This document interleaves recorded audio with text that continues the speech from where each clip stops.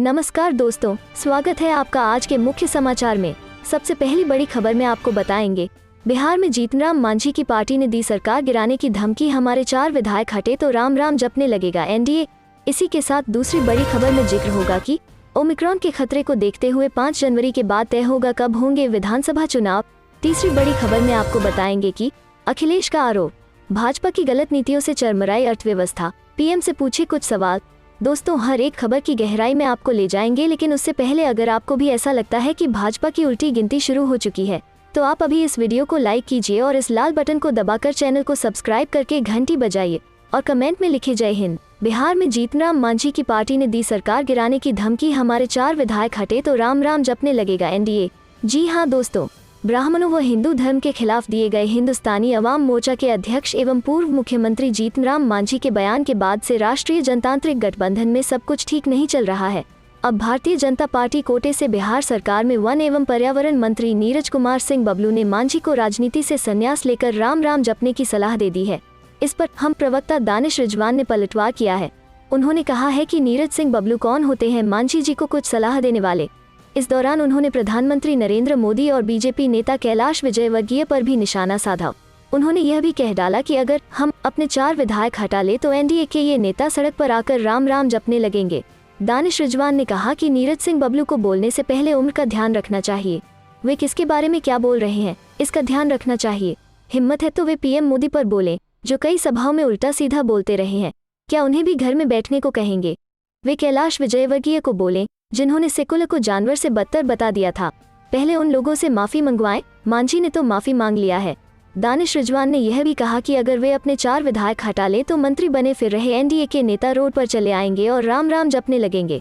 मंत्री का तमगा 1 मिनट में हट जाएगा। चलते हैं अगली खबर की तरफ। ओमिक्रॉन के खतरे को देखते हुए 5 जनवरी के बाद तय होगा कब होंगे विधानसभा चुनाव।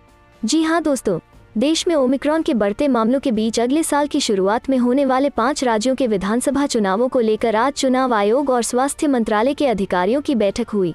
बैठक में स्वास्थ्य सचिव राजेश भूषण ने चुनाव आयोग को कोरोना वायरस के नए वेरिएंट ओमिक्रॉन से जुड़ी विस्तृत जानकारी दी। उन्होंने बताया कि अभी कोरोना काबू में है और वैश्विक स्तर पर मिली रिपोर्ट्स के मुताबिक ओमिक्रॉन घातक नहीं है, लेकिन तेजी से फैलता है। ऐसे में बचाव के साधन अपनाने और सतर्कता संबंधी कदम उठाने की जरूरत है। स्वास्थ्य सचिव राजेश भूषण ने बताया कि कोरोना के ओमिक्रॉन वेरिएंट पर जल्द से जल्द काबू पाने के लिए राज्य सरकारें सभी तरह के जरूरी कदम उठा रही हैं। स्वास्थ्य सचिव ने बताया कि जिन राज्यों में अगले साल की शुरुआत में चुनाव होने हैं वहां विशेष नजर रखी जा रही है। चुनाव संबंधी राज्यों में अभी ओमिक्रॉन के ज्यादा मामले नहीं है, लेकिन जरूरी कदम उठाने को कहा गया है। वयस्कों का टीकाकरण अभियान जारी है और बच्चों का टीकाकरण जल्द शुरू होने जा रहा है। चलते हैं अगली खबर की तरफ। अखिलेश का आरोप, भाजपा की गलत नीतियों से चरमराई अर्थव्यवस्था, पीएम से पूछे कुछ सवाल। जी हाँ दोस्तों, सपा के राष्ट्रीय अध्यक्ष अखिलेश यादव ने आरोप लगाया है कि भाजपा की गलत नीतियों से देश की अर्थव्यवस्था चरमरा गई है। प्रधानमंत्री देश की अर्थव्यवस्था को $5 ट्रिलियन बनाने का सपना दिखा रहे हैं, लेकिन अब तक इस दिशा में कोई ठोस कदम उठाए गए हैं। वे यह भी नहीं बताते कि अब तक देश कितने ट्रिलियन तक पहुंचा है। उन्होंने कहा कि भाजपा सरकार सिर्फ विपक्ष को बदनाम करने का षड्यंत्र रच रही है। सरकारी संस्थाओं के जरिए सरकार विपक्षी नेताओं को डराने की कोशिश कर रही है, लेकिन अब जनता भी उसकी सच्चाई जानने लगी है, इसलिए वो जन समस्याओं की चर्चा से भी भाग रही है। बिना सरकारी तंत्र के भाजपा नेतृत्व अब आम जनता में जाने की हिम्मत नहीं जुटा पा रहा है। लोग महंगाई, बेरोजगारी, कानून व्यवस्था, गन्ना बकाया और किसानों की आय दोगुनी करने के वादे के साथ फसल का लाभप्रद मूल्य दिलाने को लेकर सवाल पूछ रहे हैं। भाजपा राज में जनता को सिर्फ जिल्लत और परेशानियां ही मिली है। लोग भ्रष्टाचार से त्रस्त हैं, महिलाएं अपमानित और असुरक्षित महसूस करती हैं। सपा मजदूर सभा के अध्यक्ष राम सिंह ने 51 सदस्यीय कार्यकारिणी की घोषणा कर दी है। इसमें चंद्रमणि राय, राहुल निगम एवं राम मिलन यादव उपाध्यक्ष बनाए गए हैं। इसके अलावा शकील खान महासचिव, सीमा भदौरिया कोषाध्यक्ष नामित की गई हैं। कार्यकारिणी में 14 सचिव एवं 31 सदस्य भी बनाए गए हैं। इसी तरह सपा अल्पसंख्यक सभा के राष्ट्रीय अध्यक्ष मौलाना मो इकबाल खां कादरी ने मो खालिद एवं वजीर खान को राष्ट्रीय सचिव नामित किया है। मुलायम सिंह यादव यूथ ब्रिगेड के प्रदेश अध्यक्ष अनीस राजा ने जाफर हेलाल रिजवी को प्रदेश सचिव नामित किया है। चलते हैं अगली खबर की तरफ। बिहार, गया जंक्शन पर खड़ी ट्रेन की बोगी में लगी आग, रेलवे ने उच्च स्तरीय जांच के आदेश दिए। जी हाँ दोस्तों, बिहार के गया रेलवे स्टेशन के प्लेटफॉर्म पर खड़ी ट्रेन की एक बोगी में सोमवार सुबह अचानक आग लग गई। देखते ही देखते आग ने विकराल रूप धारण कर लिया। आग लगने के कारणों का अब तक पता नहीं चल पाया है। हालांकि रेलवे ने इस घटना को लेकर उच्च स्तरीय जांच के आदेश दे दिए हैं।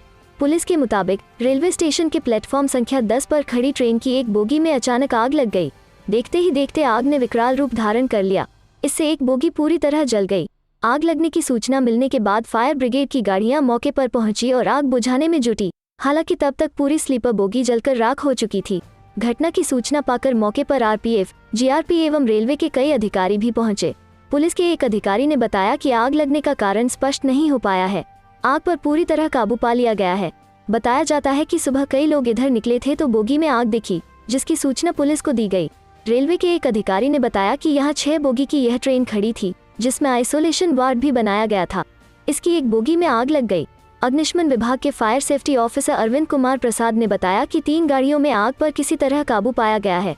उन्होंने संभावना जताते हुए कहा कि संभवतः आग किसी के द्वारा लगाई गई हो सकती है। उन्होंने कहा कि अगर इसमें कोई मरीज रहता या पास में कोई ट्रेन खड़ी होती तो एक बड़ी घटना हो सकती थी।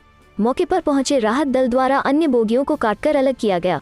उन्होंने कहा कि अब तक आग लगाने के कारणों का पता नहीं चल सका है। चलते हैं अगली खबर की तरफ। सुप्रीम कोर्ट के 76 वकीलों ने भड़काऊ भाषणों पर चिंता जताई। लेटर में बीजेपी नेता सहित 9 के नाम। जी हां दोस्तों, उत्तराखंड के हरिद्वार और दिल्ली में धर्म संसद के दौरान दिए गए भड़काऊ भाषण पर विवाद बढ़ता जा रहा है। सुप्रीम कोर्ट के 76 वकीलों ने chief justice of India CJI NV Ramana को चिट्ठी लिखकर इस मसले पर स्वतः संज्ञान लेने की अपील की है। हरिद्वार में 3 दिन चली धर्म संसद 20 दिसंबर को खत्म हुई थी। तृणमूल कांग्रेस की सांसद महुआ मोइत्रा ने ट्विटर पर चिट्ठी शेयर की है। उन्होंने सुप्रीम कोर्ट से मामले में संज्ञान लेने को कहा है। टीएमसी सांसद ने कहा है कि धर्म संसद का आयोजन जूना अखाड़ा के यति नरसिम्हानंद गिरी ने किया था। इसमें मुस्लिमों को नुकसान पहुंचाने की बात कही गई, इसलिए उनके खिलाफ एक्शन लिया जाना चाहिए। चिट्ठी में कहा गया है कि भाषणों में खुलेआम एक पूरे समुदाय की हत्या के लिए आह्वान किया गया है। चिट्ठी लिखने वाले वकीलों में कांग्रेस नेता सलमान खुर्शीद, दुष्यंत दवे, प्रशांत भूषण, वृंदा ग्रोवर के नाम भी शामिल हैं। बीजेपी नेता पर दलित ग्राम रोजगार सेवक से मारपीट का आरोप, एसोसिएशन की धमकी, जल्द गिरफ्तारी नहीं हुई तो करेंगे आंदोलन। जी हां दोस्तों, यूपी के बलरामपुर जिले में एक बीजेपी नेता के खिलाफ मारपीट का मामला दर्ज किया गया है।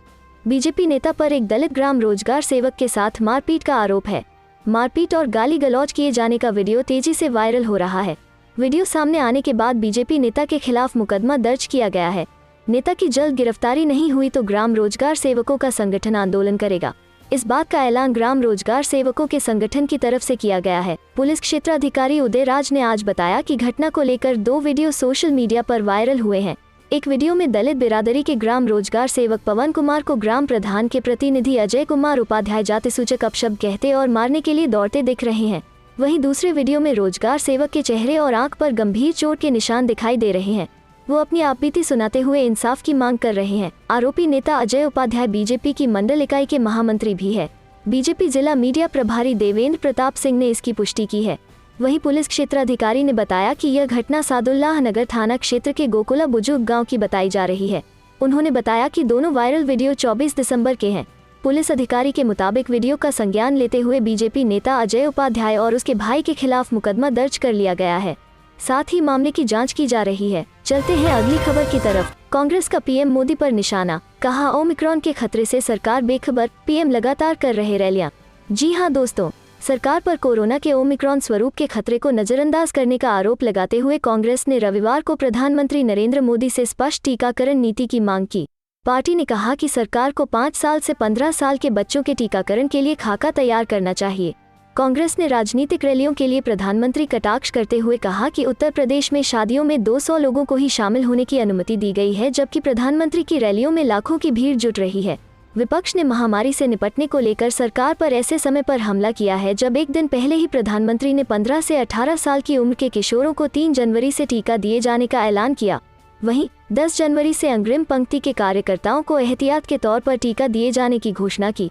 कांग्रेस प्रवक्ता ने रणदीप सुरजेवाला कहा कि मोदी सरकार ने महामारी के दौरान भारत को विफल किया।